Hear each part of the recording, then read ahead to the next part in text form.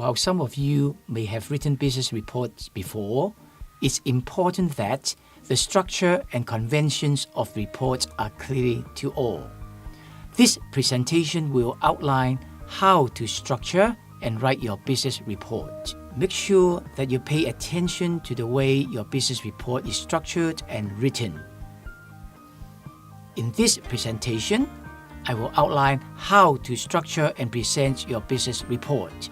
Hi, I'm Harry C., and I'm your subject coordinator for Economics for Management.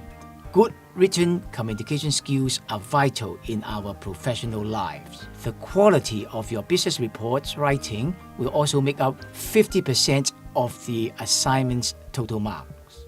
The business report has 4 main components.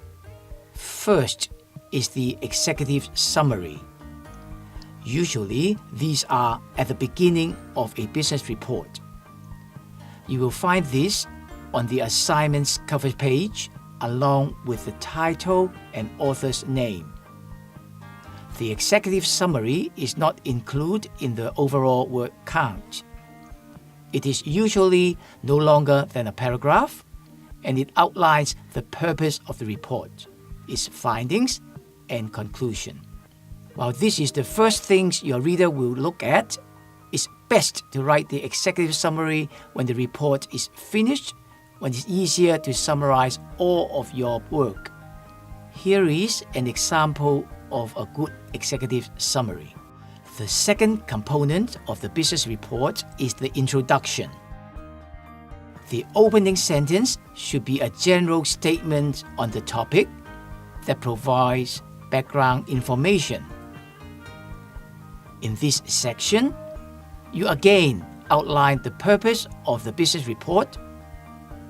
You need to summarize what the question is actually asking you to do. Don't just rewrite the question. You must demonstrate that you have read it carefully and understood it. Then outline how you will approach the questions in the report. Finally, provide a chronological outline of the structure of the report. This is outline the main arguments presented in the body of the report in the order that they appear. How are you going to answer the questions? Finally, you must provide an outline of the structure of the report in its sequential order. That is, outline the main arguments presented in the body of the report in order. Here is an example of an introduction. The third component of the business report is the content and makes up the main body of the report. It is here that your arguments will be developed. Organize your paragraphs clearly under headings and subheadings. A heading provides the reader with an idea of the general topic of discussion in the following paragraphs. General topics can usually be logically reduced to key points. These are your subheadings. So, for example, a heading may be consumption, and one of its subheadings may be consumer confidence and retail sales, etc. In your individual paragraphs, make sure you begin with a topic sentence. A topic sentence introduces the points you make in the paragraph. Try to end each paragraph with a sentence that links to the next paragraph.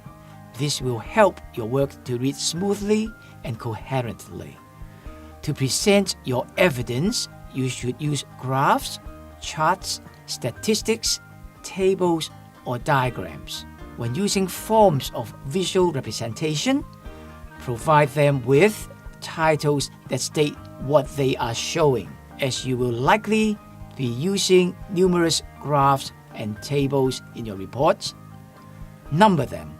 So a chart title may read Figure 1, Personal Savings and Household Debts. Make sure that you also reference where you get your information from with citations.